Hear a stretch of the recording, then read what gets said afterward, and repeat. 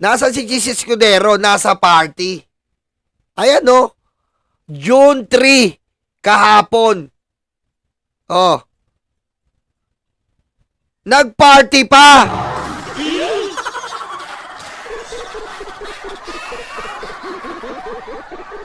King inan to. Na makakita ng ganitong Senate President. Yung mga tao naghihintay sa katotohanan, ikaw nagsasaya-saya ka pa.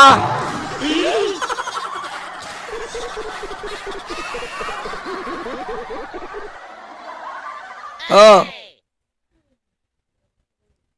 May time pumarty, pero sa impeachment trial wala. Spotted sa isang Instagram story ng photographer na si Andre Sulik nitong Lunes, Hunyo 2, kasama sina Heart Evangelista at ang asawa niyang Senate President Escudero, kasama si Bea Aloso at humored boyfriend na si Vincent Co. Ayan o.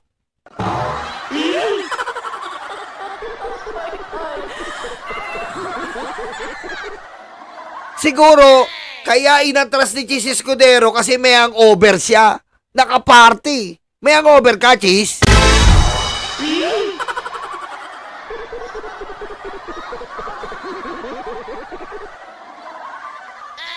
Ha? May hangover ka? Sa party?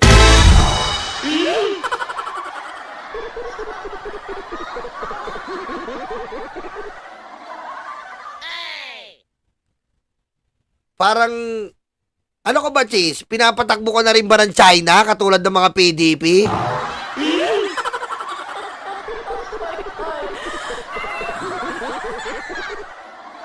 Ang sarap ng buhay mo, patawa-tawa ka dyan, no? Habang kami dito, inaamnap namin yung pera namin. Hindi namin alam kung paano natangay ni Sarah, hindi mo bigyan ng linaw.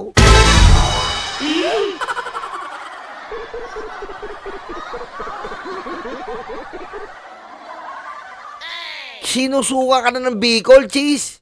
Ay, Ma'am Flory Popa, thank you. Chis, sinusuka ka naman ng mga Bicolano. Nandidiri na siya sa inyo. Sa'yo.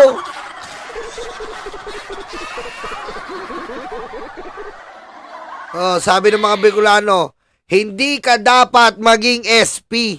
Hindi nyo pinapakinggan ang mas nakakarami. Tao ang bumoto sa'yo.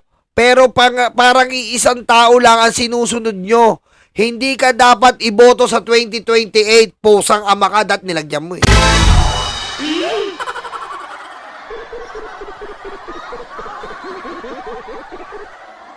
Dati lagi kita binoboto. Ngayon, never again.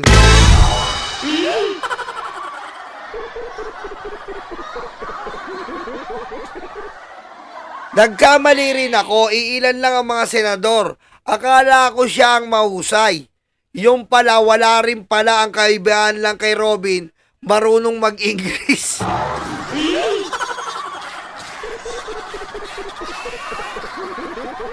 Kita mo, nilalarawan ka na sa pinaka-engot na senador na si Robin. Ang kaibahan nyo lang, marunong ka lang mag-English.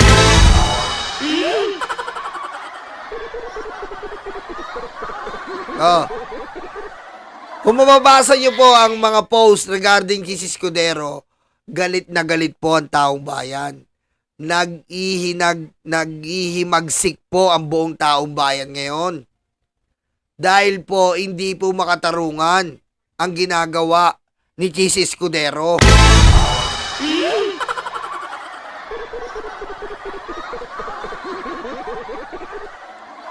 Hindi makatarungan ang ginagawa ni Chis Escudero. At ito po, idagdag natin to. Ito na po, pakinggan muna natin ang Sesame Street. What you're saying is this attempt to re-energize the government was a dud. Yeah, Move on to the next. that's right, sis. Oo. Yung The impeachment. impeachment. Tingnan natin ang political Sesame Street.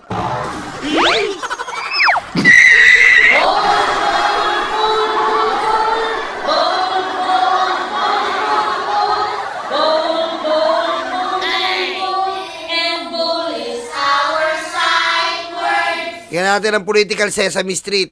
Niyari siya ni Ses Drilon eh. Oh, yung impeachment Why sa inyo ko does, sinabi, sis. why Di ba, does- sis, remember? Ano yon?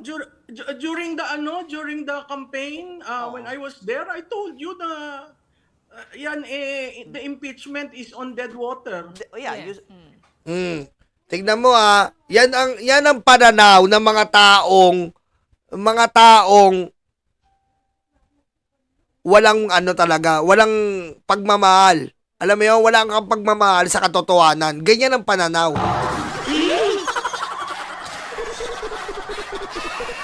Di ba? Saka makakita, putik, sila daw ang political Sesame Street. Tapos, hindi nila alam meaning ng impeachment na kailangan daw ang impeachment ay hindi ituloy. Kahit sino ka naman political Sesame Street ka, putik, alam mo impeachment yun eh. Ba't papayuan mo na hindi itutuloy ang impeachment? Diba kahit sino na ka naman vlogger reactor, ba't hindi pa, parang tanga tayo noon na sasabihin natin na hindi itutuloy ang impeachment?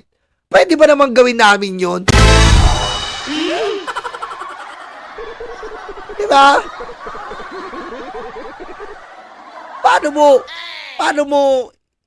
mo sasabihin yun na hindi tuloy ang impeachment? Impeachment yun eh. Paano hindi matutuloy yun?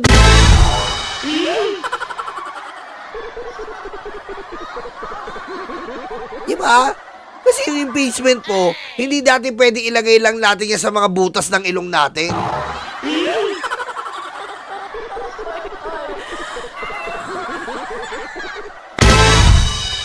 So, Diba? but why would the Senate President say that too? Na it may Alam not mo, happen at all. Is Yes. that correct for him Yes, to it is say correct. that? Why? Yes, it is correct. Why? You covered the Senate, and you know the Senate is by tradition.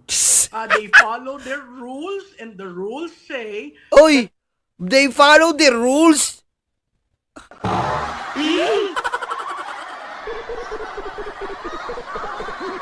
Pakinggan pa nga natin. they have only 2 weeks upon resumption, and those are not calendar days. They Those- follow the rules daw. Eh, yung forthwith, anong rules ba yon? Ha? Anong rules ba yung forthwith? Di ba nasa Constitution yon?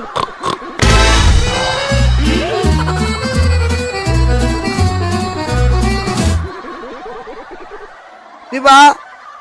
Ayun ang pinapalo natin dapat yung forthwith.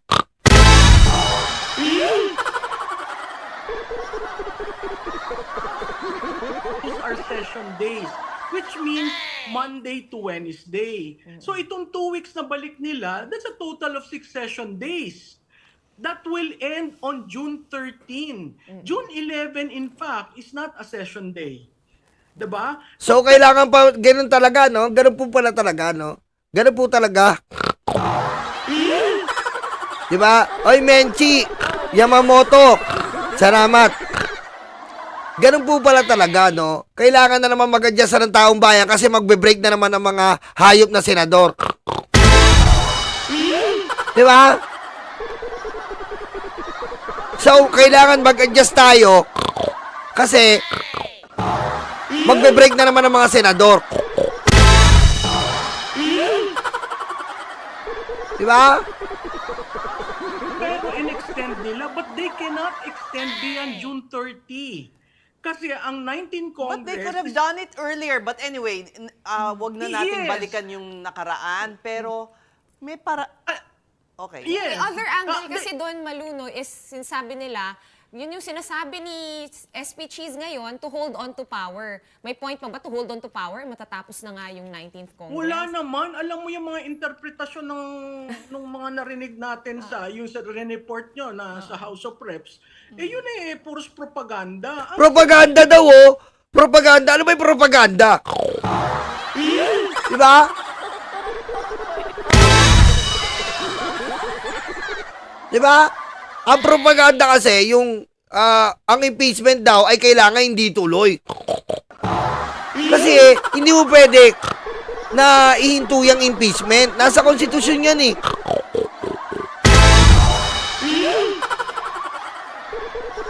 ba? Saka makakita niyan. Ang impeachment. Hindi daw itutuloy. Pwede ba naman yon mga libag, mga karayuma?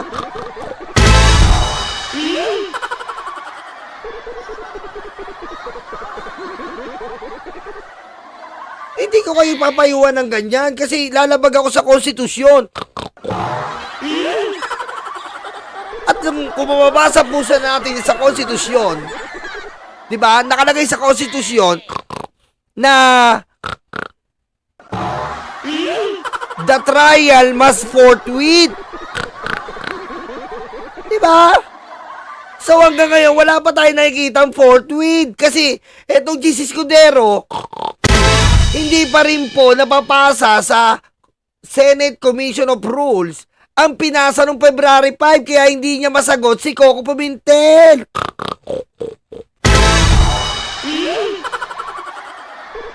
Diba? Diba? May rason, walang oras. Kailan pa nila forward sa Senate yung impeachment? Di ba wala ng session? So yun yung problemang una, wala ng session. February 4 nagpirmahan ng kung ano-ano, refer nila sa Senado, hindi makaka-act ang any legislative body kung hindi dadaan Oy, Flory Popa, maraming salamat sa...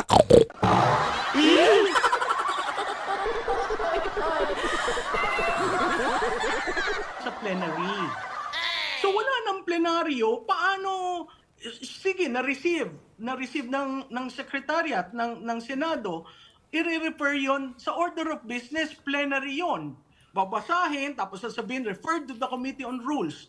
Walang maging gawang ganon kasi walang plenaryo. So, during the recess, pinipilit nila, hindi, i-convene mo. Di ba, at most na ginawa nila, nagpatahi ng robe, review yung mga rules. So, ang mangyayari sa June 11, they will convene as a court, they will adopt the rules, and then they will present itong complaint, and the House of Representatives, through the prosecution panel, will be able to read into the records ano yung mga charges. Tapos sinabi naman ni Senate President, the most that we can do is we will give the defense 10 days to reply because that's the rules. Again, steep in tradition, susunod sa rules. So kung gusto nilang ibahin yung... Tradition daw, oh. Ayun yung forthwith. Oh. Yun ang dapat sinasagot, eh, no? Di ba? Kasi yung forthwith, eh. Immediately, kahit sang dictionary ko tignan, immediately. Pero, kung susunod, kasi ang tradition, di ba?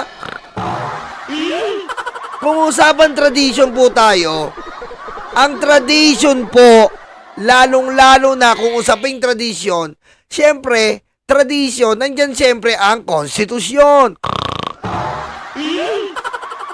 Di ba? Nandyan yung konstitusyon kung usapin tradisyon dahil matagal ng tradisyon na sumunod sa konstitusyon.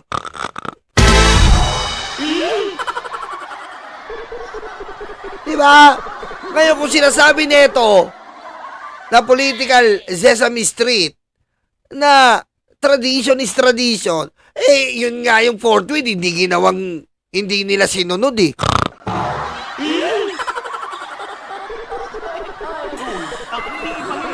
I-suspend ang rules. Plenary rin yun. May magmo-motion that, Mr. President, we seek the, suspension of the rules so that we can expedite. Lahat yan plenaryo. So, Walang tawid-tawid, tama naman- Malu? Walang tawid-tawid? Di ka naniniwala dun sa tawid-tawid? Hindi ako naniniwala dyan sa tawid. Anyway, Yung mga dadating naman daw yan sa Supreme Court. Oo. Oh, Yun ang dadating, argument. oo. Dadating, pero para maitawid ng 19th at sasaluhin ng 20th, that's a big question. Kasi release na kahapon, maganda yung debate I between... thought Sarah wanted, what is it? A bloodbath. Dahan-dahan lang po, nakikita natin ang universe.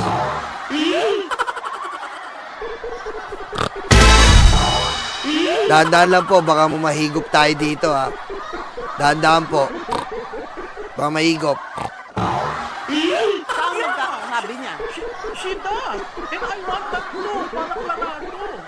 Pero paano mo pipilitin ang Vice President na, hoy, ituloy nyo yan. Eh, itong mga ito, meron silang rules. At merong President, di ba? Maganda nga yung pinag-usapan ni Senator Pimentel at Senator Tolentino eh. Oh. Kasi may punto doon si Senator Tolentino. Siyempre, may punto si Tolentino. DDS yun eh. Diba? May punto si Tolentino. DDS yun eh. Diba? Hindi nga sila nagkaunawaan ni Cheese eh. Diba? Hindi sila nagkaunawaan ni Cheese. Diba? Si Tolentino gusto wag daw sa US. Si Cheese sa US. Sabi ni Pimentel, anong gulo yung dalawa eh? Ano ba talaga US o dito? Hindi kayo magkaunawaan, parehas kayong mayorya. Diba? Tsaka siyempre kakampihan mo si Tolentino. Yan ang political Sesame Street eh.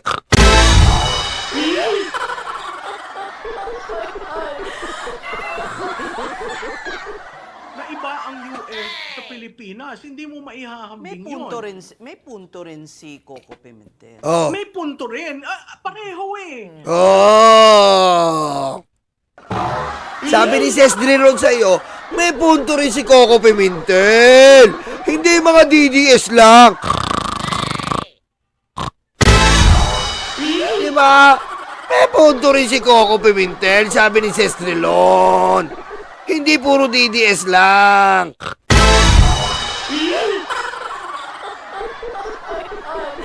Kaya maganda nagkaroon ng ganun. At sa tingin ko sa June 11, and you know this very well, Ses, sa June 11, mahabang talaktakan yung mangyayari bago pa maipresent yung charges. Pwede namang pahabain ng araw, stop the clock. Diba? Pwede yan. Oh, diba? But the stop the clock has to be approved by the plenary.